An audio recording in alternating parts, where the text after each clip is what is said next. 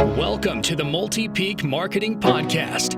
Brace yourself, because we're bringing you top-level value, revealing powerful insights, and speaking to top individuals in the orthodontic industry. Let's start elevating your marketing knowledge with your host, Tyler Terrell. Welcome, everyone, to the Multipeak Marketing Podcast. I'm here joined today with Eric Wu, owner of Wu Orthodontics and Redwood Shores Orthodontics, and he's also an innovation advisor with ULab Systems. So let's welcome Eric Wu. Thanks so much, Tyler. I'm happy to be here and honored to be a part of your podcast. So just excited. And, what can I share with you? Awesome. So I'd like to know a little bit about how you got involved in orthodontics and kind of like where you're at now. Yeah, actually, I finished dental school in the early 2000s. Actually, I started as a general dentist, was working in LA at the time, which, as many people know, is ultra uber hyper competitive. Found myself really focusing on aesthetic dentistry at the time. As you know, everyone in LA County is Hollywood's next big hit. And so they're always looking at, how can they improve their appearance? How can they improve their smile? When's their next big gig? So aesthetics was always kind of a focus for the early part of my career. So I figured out really quickly that I wanted to focus on orthodontics as a specialty. So I went back to ortho school in 2002, back to the East Coast, University of Pittsburgh, finished my ortho program there in 2005 and moved back here to California, to the Bay Area. Super cool. So you started back in 2007, and so you've been practicing for how many years is that? Oh my gosh. What's the math on that? 15 years, 17 years, something like that. Awesome. That's super cool. So what's the deal with ULab Systems? Tell me a little bit about that. Yeah, of course. In my early days of growing my practice, right, I shared with you, I started my practice from scratch in Palo Alto in 2007. So as you know, when you're trying to scale and grow a practice from nothing, it's really hard to scale and grow with traditional aligner systems because the lab fee can be pretty considerable. So very early on, probably around 2014, I started looking into in-house 3D printing as an alternative, sending cases out to a traditional lab, to leading manufacturers in an attempt to kind of decrease my expenses for minor cases, minor relapse cases and that sort of thing. So, we've had a lot of experience, I'll call it. We've made a lot of mistakes, right, since 2014. In in-house printing, but in the early days of our in-house printing, a lot of the technology wasn't quite there, right? Scanning technology was kind of in its infancy. Computing power wasn't, where it's at nowadays. Now we have really powerful technology at the palms of our hands. But even back then, computing power wasn't as robust. And certainly clear aligner treatment planning software wasn't very good back then. So I remember in the early days when we were doing in-house aligners, just to prepare a digital model, like a single arch, took my technician half an hour. Wow. So you can imagine I'm paying my employee the whole day just to set up 5 models on top and bottom. So it wasn't really efficient and it wasn't really scalable.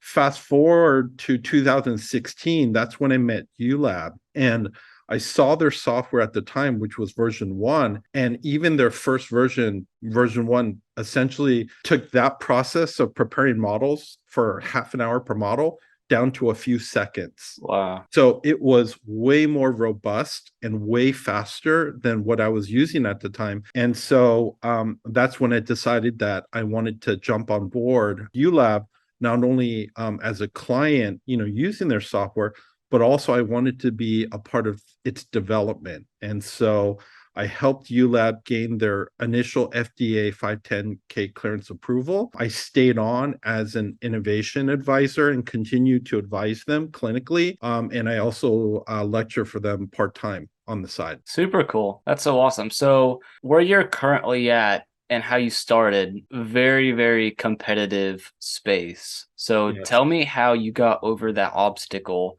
of in that competitive environment where there's so many different competitors around you, where everything's going 90 miles an hour. So let me hear a little bit about that. Yeah, so you hit it right on the head there, Tyler. I mean, it's never over. We're still trying to overcome that obstacle, right? It's a constant battle, and like you said, we're traveling, 100 miles an hour.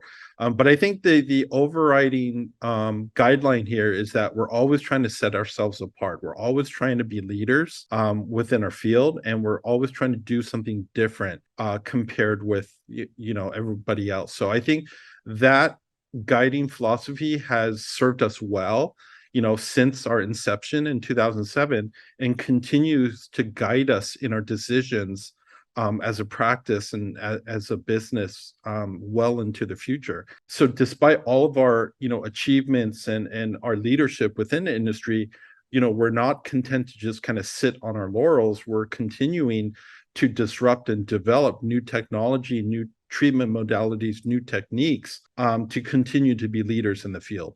That's super cool. Going back to like when you started, what kind of marketing did you do? Was it getting involved in the community? Like, tell me a little bit like what your strategy was behind that. Yeah, well, again, I'm dating myself here, but this was back in 2007, right? Yeah. So that was right around the cusp of when lunches with dentists and muffins and gift baskets were still in vogue, I guess, if you want to use that term. My practice back then was very reliant on professional referrals, right? So I was doing all the typical stuff, doing the lunch and learns, taking doctors out to lunch and dinners. We would do tons of direct to professional marketing. So I would say that made up the bulk of it. And yes, we did focus on community events too. So we had patient appreciation parties. We had community-based events where we were supporting local soccer teams and school events and this and that. Very different from today's world, right? And as you know, you're right in the thick of it. Digital, online marketing, social media marketing. It's a different animal,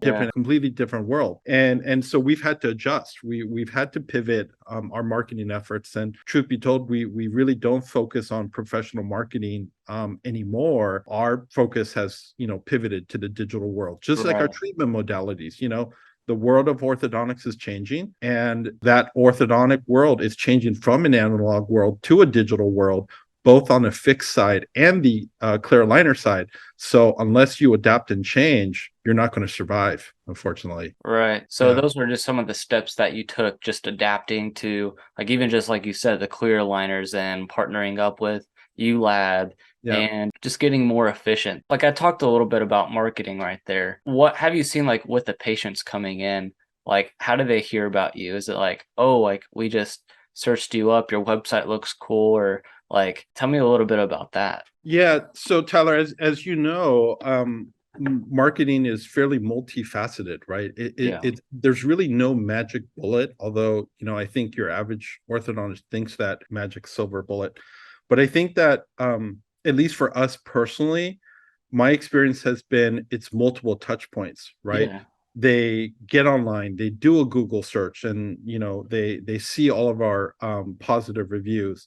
Then they ask their regular dentist, and the regular dentist makes a recommendation, maybe gives them two or three names, and we're one of them. Then they go to Susie's soccer game, talking to their friend's mom, and find out that they send their child to our office, and they kind of get that touch point there. So I don't think that there's one single magic bullet here. I think it's sort of a multifaceted way that parents and patients find their way to our practice. So I think it's all of the factors above. That's super awesome. I know it's like in marketing, it's like the seventh touch point that you really get the person. Exactly. Like if they're able to see you on Google reviews, your dentist recommends you, you see at Susie's soccer game, your guys' logo, you might see some merch on, like all these different touch points. Then the person's like, yeah, they must be really good at what they do. Yeah, exactly. Yeah. That's exactly right. Going from 2007 to 2022, what is it like now? Like, how crazy has it evolved? Yeah, I think it's evolved in a lot of aspects. First of all, the patient demographic has evolved, right? Right. The millennials.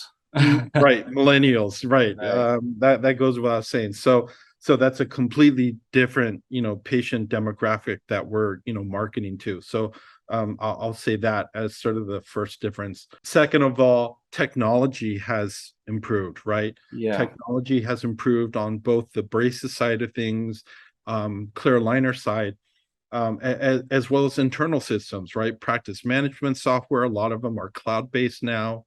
A lot of our imaging is now digital versus analog. We've got all aspects of the practice are essentially more or less paperless. So everything's kind of going towards the digital direction, which I feel lends itself to a lot more efficiency. Which can increase a practice's production and capacity to produce. Right. So I feel like the practice that we were back in 2007 versus the practice that we have in 2022, I feel like we're like 300% more efficient, Yeah. honestly. Where we were back then, number of people, number of staff to, where we are today.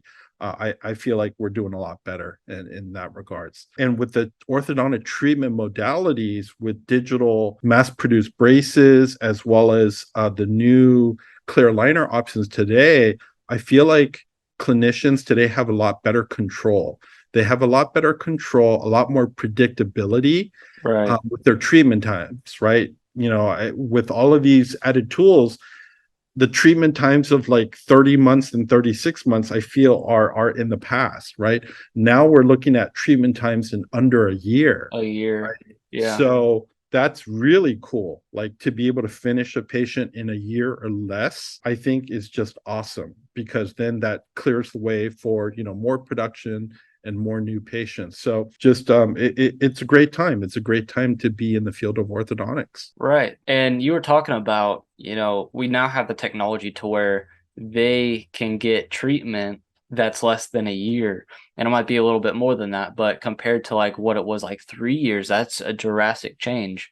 So Yeah. like I can only imagine what it plays out like where you currently live and where you're practicing with people that are constantly like in that high demand, like, hey, I want this now. I want to see change rapidly so they can have that smile that they want because of their lifestyle or whatever it might be. So, how have patients reacted to like that time frame when you tell them like, yeah, you can have this done in less than 12 months? Yeah, it's a really positive reaction, right? It's a positive benefit. Sort of background on this is my Palo Alto practice is actually directly across the street from Stanford University. Wow. And I bring that up because a lot of our patients are only in the area for a very short period of time before they move on to sort of their next phase in life, right? Whether they're just in town while they're taking classes at Stanford, or maybe they're on sabbatical, they're a postdoc, they're here for a year sabbatical. So basically, I say this because it's really forced us to be very efficient with our treatment times because we want to make it our goal to finish their treatment before they leave, right? We don't want this treatment to drag on and have to transfer them to another office. And so I think it's been a really positive change because we've had patients that have essentially given us like a 6-month or 12-month deadline, and we've essentially had to finish their treatment within that time frame before they move on to their next phase. Right. So is that one of the big pain points that you've seen being able to be like, okay, like, look, this is the time frame. You can get this done pretty quick. Is that one of the big pain points that you can use when communicating with patients and making them become a new patient start? Yeah, absolutely. We do focus on the efficiency of our treatment times, right? We share that the bracket systems, the tools that we use are not like traditional braces, right? Right. It's apples to oranges. So we tell them that because of the tools, the advanced tools that we use, we can very frequently get their treatment done in under a year or less. Correct. That's awesome. So, my last little thing I want to ask is like the different strategies you've taken to where, like, yes, it's still a very competitive area, but like, what strategy has been working for you guys that's been kind of like your motto you live on? Like, what's been that strategy? Well, I guess it's like I alluded to before, like our overriding strategy is to set ourselves apart and be different, right? Yeah. That's number one. Number two is it's not our goal to take on every single patient. I mean that's just not who I am. Yeah. So I guess that what I'm saying is that I've gotten to the point in my career where I want to choose who I take on, not the other way around. So when they come Right. in for a consultation, they think they're qualifying us. We're actually qualifying them. We Yeah. choose who we want to work with and who we want to treat, because orthodontic treatment, as you know, it's not just a one-off. These are people that we're going to see repeatedly over maybe a year, maybe 2 years, but we want to make sure that we click with these individuals. So it's very much about us qualifying them rather than them qualifying us. We kind of approach this in more of like a boutique style practice, where we're not trying to start every single Tom, Dick, and Harry that walk through the door.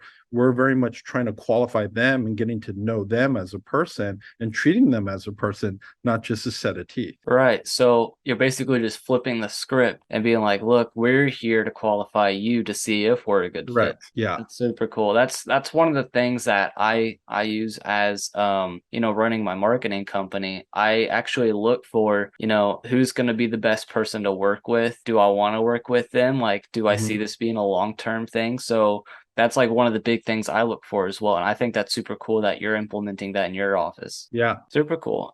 Is there any last little takeaways or little nuggets that you want to share with anyone out there? I guess my main thing is, don't be afraid to be different. I think in orthodontics there tends to be this group think that, hey, just because Dr. So and so down the road is doing it, like I got to do that too, right? Right. Or FOMO, right? Fear of missing out. But I think that it's okay to be different, right? It's okay to be yourself. It's okay to kind of do things your own way, your own style, because that's what sets each and every one of us apart and makes us different. That's why patients choose different offices, because they just seem to mesh well better with one particular doctor or office versus the other. So, I guess in parting thoughts, my recommendations would just be, hey, don't be afraid to be yourself. Don't be afraid to be different, because in the end, that's what's going to set you apart from the rest. I love that. Well, thank you so much, Eric, Dr. Eric, for coming on Yeah. and just sharing everything. Like, we really appreciate that on having you on. Yeah, absolutely, Tyler. My pleasure. All All right. Thank you. right, take care. Bye. Bye now.